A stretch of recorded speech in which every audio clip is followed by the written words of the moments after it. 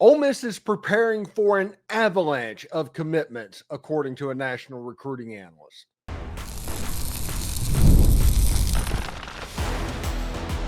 You are Locked On Ole Miss, your daily podcast on the Ole Miss Rebels. Part of the Locked On Podcast Network, your team every day. Welcome to the Locked On Ole Miss podcast, the most watched Ole Miss podcast around. I am your host, Steven Willis, a 10-year veteran member of the national media and a former Ole Miss staff member.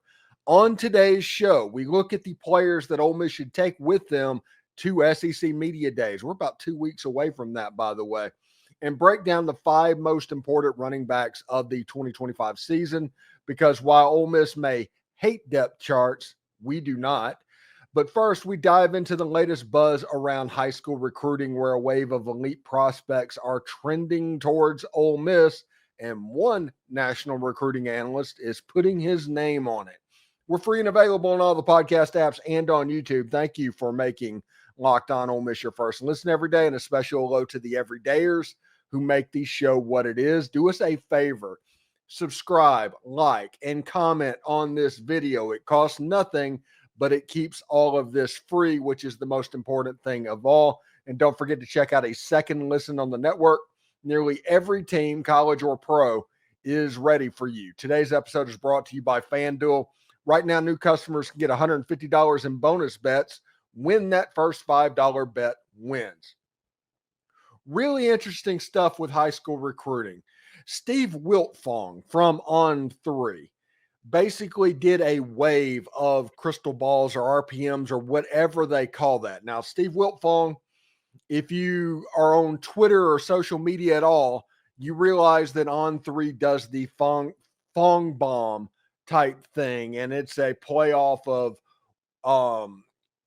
the NBA and breaking news and kind of being the person to announce all that. Steve Wiltfong is rarely wrong, but rarely does not mean never. He did pick Landon Duckworth to end up at Ole Miss. But as this goes on, you can see exactly where Ole Miss might be leaning as well. Now, we will talk about Landon Barnes, and we did talk about Landon Barnes yesterday with Dalen Flowers late in the afternoon. We're not going to cover that on this show. Just know that it is there, and we'll probably talk about it a little bit tomorrow as well. But today's show, we are going to focus on 4 specific players that Steve Wiltfong or E.J. Holland from the Michigan State crystal balled to Ole Miss. The first player is J.C. Anderson. He's a tight end out of Mount Zion High School in Illinois. Consensus 4-star, top 50 level player. He's one of the best players in Illinois, and he's one of the best tight ends in the entire country. He dropped a Wiltfong bomb for J.C. Anderson to end up at Ole Miss, along with a lot of other people. Ole Miss is trending very well on this prospect, and Lane Kiffin knows how to use the tight end, somebody that likes to exploit matchups and does a matchup-based passing game.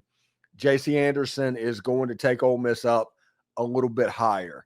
You have Luke Haas, you have Daquan Wright right now, you have Trace Bruckler, you have Dylan Hipp, you have J.C. Anderson coming in, learning on the job real quick. He has a chance to be a stalwart at Ole Miss when he's there.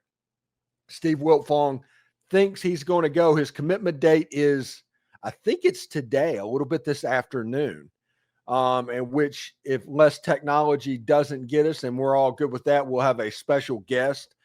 And J.C. Anderson committing right before that guest, it will actually stand out in importance. He is a really good football player, excellent hands, excellent speed. He can do the inline stuff as well. J.C. Anderson from Mount Zion High School. The next recruit we want to talk about is Jerquaden Guilford. Is basically an Ole Miss Ohio State battle for this player. He was getting ready to commit, I think, on the 30th. But Ohio State, I guess we can assume, made a bid of what's going on. So he is going to commit sometime before his senior season, likely sometime in July. If you look at this player, Ole Miss and Ohio State is going head-to-head on several recruits. It is hard to imagine that in this age where Ole Miss and Ohio State, they're playing with the big boys. If Ole Miss can win this, if they can win the Deuce Geralds, the Landon Barnes, that was another player that was towards Ohio State as far as an Ole Miss Ohio State battle. You can have a good chance to get this player. Now, this is an electric wide receiver. And anytime you're recruiting wide receivers with Ohio State, if you're competing against them, you probably are pretty sure that you've gotten your evaluation correct. Guilford is an elite wide receiver that can line up on the outside. Honestly, you hate to throw comps around like this, but watching his high school tape, now a lot of that could depend on who he's playing, but I saw a little bit of Mike Wallace in what he did. He's a elite level wide receiver. Don't pay attention to the On3 3-star. Pay attention to the Rivals 4-star when it comes to this wide receiver, because if Ohio State is recruiting him, you're probably barking up the right tree. Next, we have Jet Goldsberry. He is an athlete out of Heritage Hills High School in Indiana. He is a 3-star player. He is somebody that has gotten a 4th star on 3. Really good athlete that you kind of think, what are we going to do with this player? What is going to happen? He is playing so much at the high school level that is actually hurting him a little bit, in my opinion. But Pete Golding and the Ole Miss Rebels absolutely love him. I think he's going to potentially fit in if he commits to Ole Miss as a safety. But this is another player that Steve Wiltfong has predicted to Ole Miss. Now, we'll finish it up with the best name of the group, NASCAR McCoy. You have to be a defensive back and be really quick if your name is NASCAR anything. NASCAR McCoy from Buford High School in Georgia. Also, it is very good to get in Buford, just like it would be good to get in Duncanville. There are certain high school programs around the country. You definitely want a presence inside. You can see a lot of Alabama recruiting with NASCAR McCoy. This is somebody, I think, that Ohio State, again, was on the list. I think Michigan was on the list. This is a really, really, really good football player. But when you look at NASCAR McCoy, J.C. Anderson, Jet Goldsberry, I have to read Guilford's name, his first name on here. But whenever you're recruiting against the teams that you're recruiting with, and if you are successful, that's a pretty big deal for the program that you are at. Listen, Ole Miss, pretty consistently, a good class at Ole Miss is 6 or 7 or 8 4-stars. That's the way it was. If you think back to Matt Luke, and honestly, Hugh Freeze, and even before that with Ed Orgeron and Houston Nutt, 7, 8 4-star is a good class when it comes to high school recruiting. If all of these people do what Steve Wiltfong says, they already have 7. And that's without Xavier McDonald. That's without Jace Matthews. That's without Deuce Geralds. This recruiting class has a chance to be really special for the Lane Kiffin Ole Miss Rebels. They have a chance to build themselves up with blue chip caliber athletes from the high school ranks. If you look all over, there's 4-stars literally everywhere. Just litters the Ole Miss roster at the moment. And that's the reason they've won 10 games, 3 out of the last 4 years. It's all about talent accumulation. And now it's going to be about high school recruiting and the transfer portal. Lane Kiffin is building a monster at Ole Miss, and I am here for it.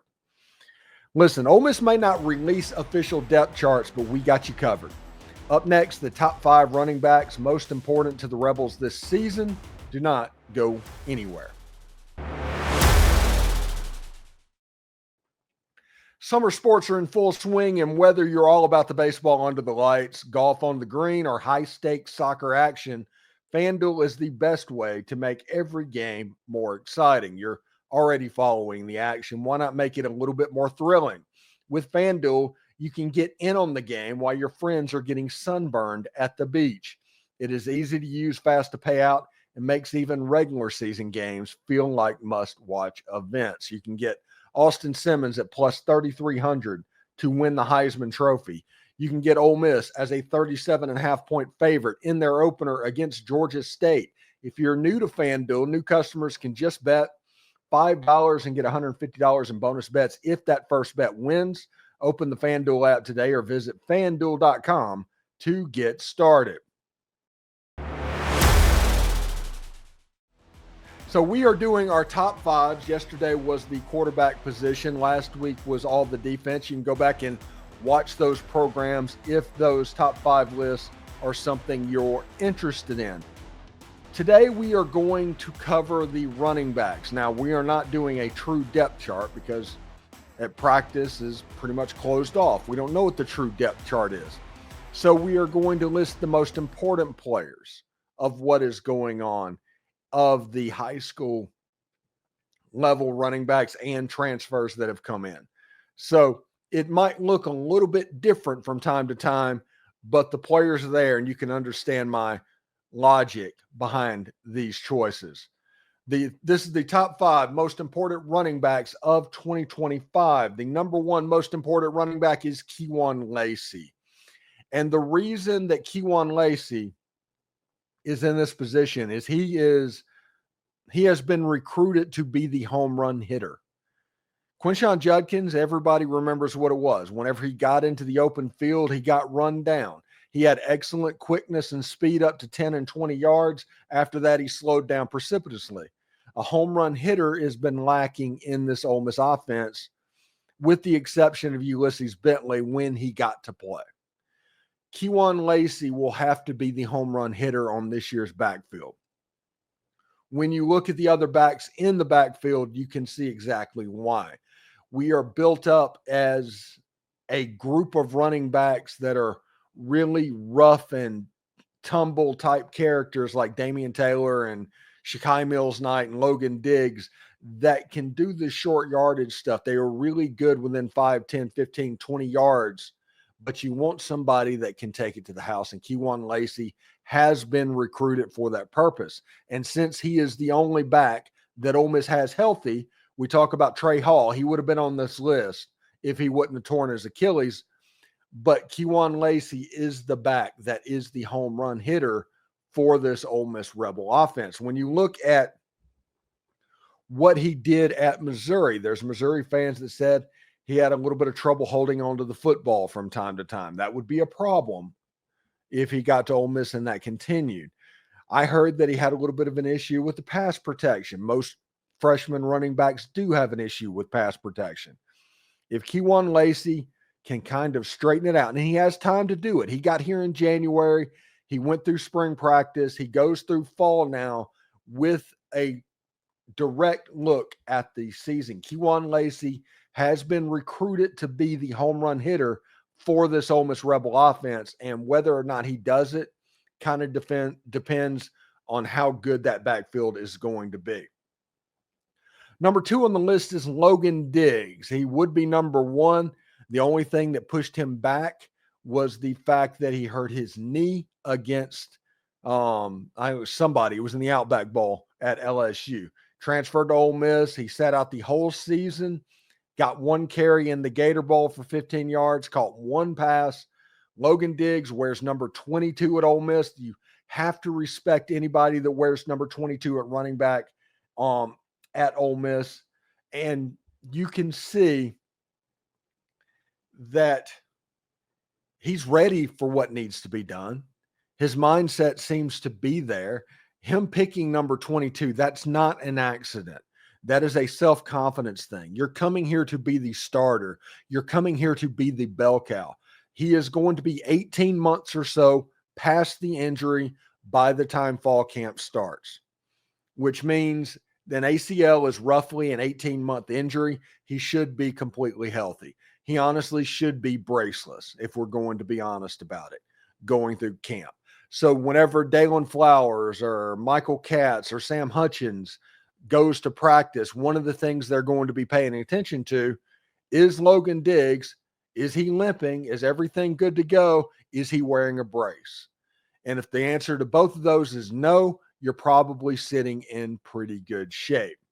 I'm excited to see what Logan Diggs can do completely healthy at Ole Miss, if we're going to be honest about it. Number 3 is Shekai Mills-Knight, the high school freshman running back from the Baylor School in Chattanooga, Tennessee.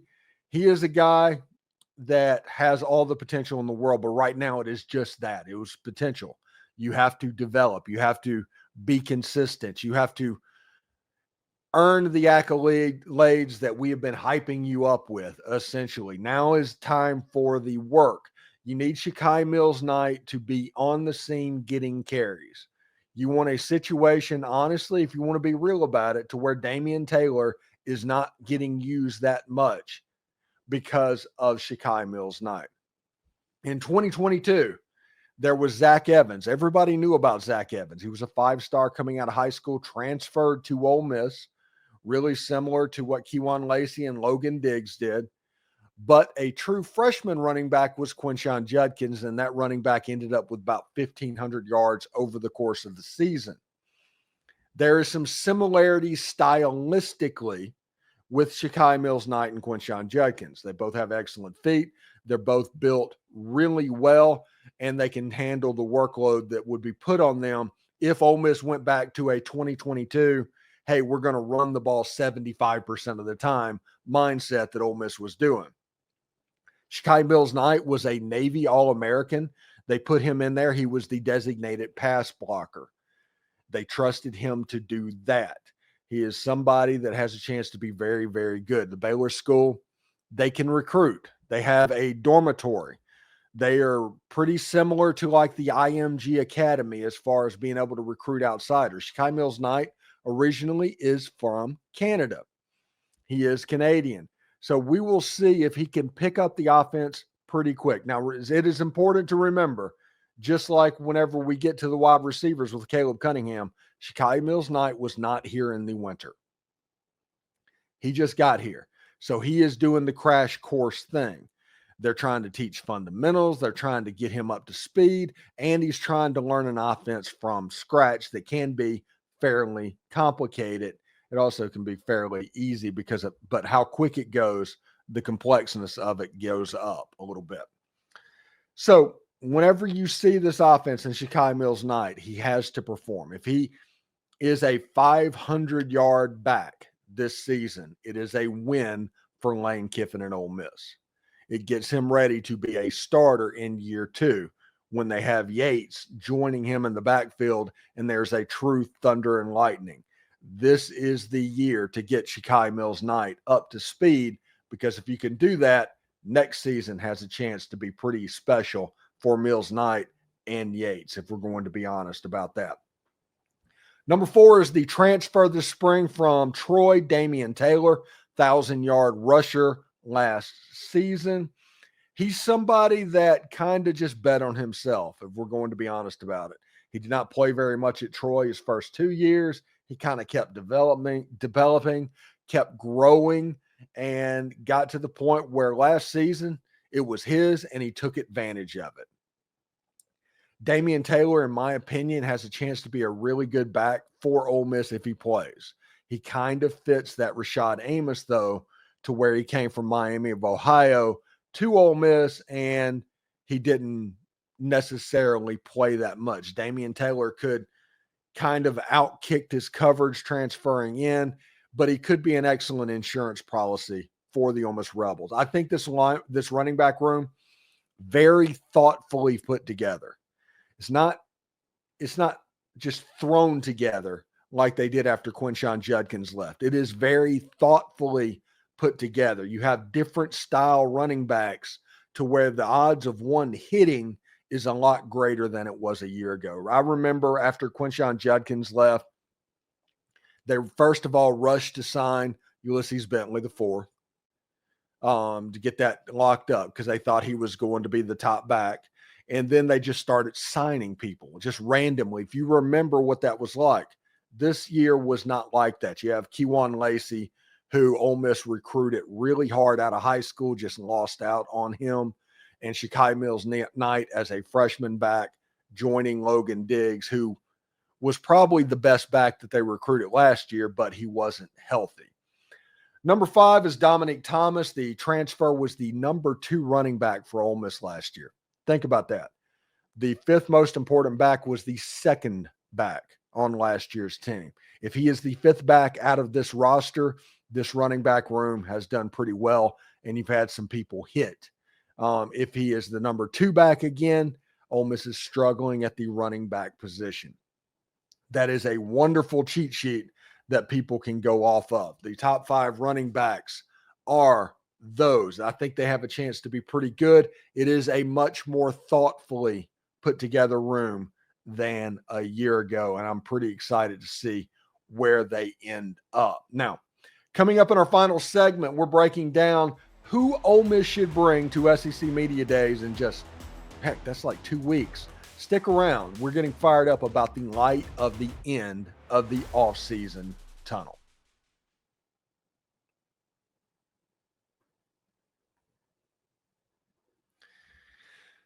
So, media days are right around the corner.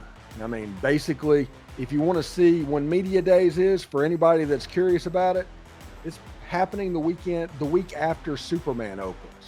So you're going to see commercials for the next 2 weeks all about Superman, and then they're going to do SEC Media Days, and we're going to talk about what's going on. The way we have it set up, we are going to continue our top 5s over the course of this week. We're going to be business as usual this week. Next week, W's and L's. We're going to start breaking down the season. We're going to do SEC Media Day a little bit, and then we're going to try and do some crossover stuff before the season. So that is what we're doing before fall camp. Once fall camp starts, we are all go. We are good to go. Michael Katz, Sam Hutchins, Dalen Flowers, all those guys are going to be at practice. We will have eyes on the ground as well, and they do a fantastic job. So with this being July 1st, we can ask the question, who should Ole Miss take to SEC Media Days? Should Ole Miss take Austin Simmons or Logan Diggs or any of those? These are my 3 players that Ole Miss should take with them and why they should be taken. Number 1, Austin Simmons. Austin Simmons is the quarterback. I think it should be a requirement that the quarterback always goes to SEC Media Days for every team. They are the most important player, bar none, on the field for whoever they're playing for. They're the person that everybody wants to talk to. Always bring your quarterback to SEC Media Days. And I think for Austin Simmons specifically, Ole Miss is going to blow up and come out of SEC Media Days with a little bit of momentum because of how everybody reacts to him talking and what's going on. He has a unique voice. He has an excellent confidence with what he's saying. The drive against Georgia, everybody has a little bit of proof of concept. Not enough of a sample size yet, but a little bit of proof of concept to where you can absolutely get behind this athlete at Ole Miss. I think Austin Simmons needs to get there. He's the leader of this team. This is the opportunity to where you announce to the world that he's the leader of the team. The next player that Ole Miss should bring is Santaran Perkins. Santaran Perkins is the best football player on the team. Austin Simmons is the most important. Santaran Perkins is the best football player on the team. He's the returning leader in tackles for losses and sacks in the Southeastern Conference. He is on various All-American and All-SEC lists and all the preseason. And you have somebody that will get there and you will get to know him. That's the situation with Santaran Perkins, is you need to get to know him. That is the next step. The talent on the football field, bar none, excellent, fantastic. Off the field is where people want to know Santaran Perkins, and I think this would be an excellent setting for that. Not to mention, ESPN does all of their video work for the entire season. The uniforms and all that are going to be there. They're going to set it up to where people are holding out footballs and jerseys and helmets. And the people that you want to be there, bar none, is Austin Simmons and Santaran Perkins. If you do that and have that, it's going to look good throughout the season. The last player on this list for me is interesting because he's a very good player, and he has been on this podcast just like Austin Simmons has as well. But I think Daquan Wright needs to be the third player that goes. He is somebody that I talked to that I walked away completely impressed with. He is somebody that is going to say the right things, do the right things, and he has the age and experience to be able to handle what is going on. Whenever you get the weird questions of, hey, who do you think could win in a fight, a Transformer or Voltron? Daquan Wright would be able to answer that question and handle that question in an SEC Media Days environment to where, to my knowledge, they don't say no. Where you have Bob's blog sitting in there asking questions. So we will see how it goes. I would take Daquan Wright. I think the bowl game for Daquan was pretty big as far as confidence goes. He was dominant in that game. I think that Daquan Wright is going to be a weapon for Austin Simmons. Him and Caden Lee. Caden Lee is another player that they could decide to bring. I mean, Honeycomb does a fantastic job as well. So I could see him instead of Daquan Wright, but I would take Daquan Wright because of building rapport with Austin Simmons, because he already has the Caden Lee. You have two wide receivers that he has that Matt Corral, Elijah Moore type connection with. That could be a very, very good thing for the Ole Miss Rebels. And I'm excited to see who they go. That's who I would take. That's not going to be who they take likely, but that is who I would take as well. So, thanks again for making the Locked On Ole Miss podcast your go-to source for Ole Miss sports. We pride ourselves in offering the most comprehensive perspectives, which is why we're the front door of Ole Miss. Do not forget to subscribe, like, and comment. It helps out the show, and it's totally free. No obligation to you. Your support, though, means the world to us. For your second listen, check out the Portal Show. Brian Smith has the latest rumors, portal entries, and signings. Be the most informed fan on the rapid changes in the college football landscape. Find the Portal Podcast on YouTube or wherever you listen to podcasts. Hotty toddy, everyone. And remember, analytics is just the old English word that means bad football. We'll see you tomorrow.